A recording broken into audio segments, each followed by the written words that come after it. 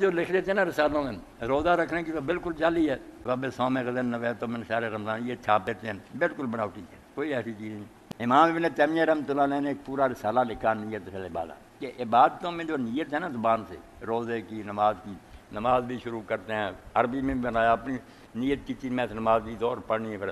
یہ بدعت ہے، بالکل اسلام میں اس کا کوئی وجود نہیں، اور عقل کے بھی خلاف ہے۔ نیت جو ہے نا اس کا معنی ہی نہیں ہے کہ زبان سے آدمی کوئی کرنے دہرائے، دل میں پہلا مرحلہ ہوتا ہے کہ آدمی کچھ بھی کرنا چاہے، دنیا کا کام ہو یا دین کا، دل میں فیصلہ کرنا، ارادہ، جب ارادہ ہو گیا اس کو ہی آپ کہیں گے کہ اس بندے کی نیت ہو۔ آپ صبح اٹھے کھانا کھایا، ارادہ ہے یا نوے،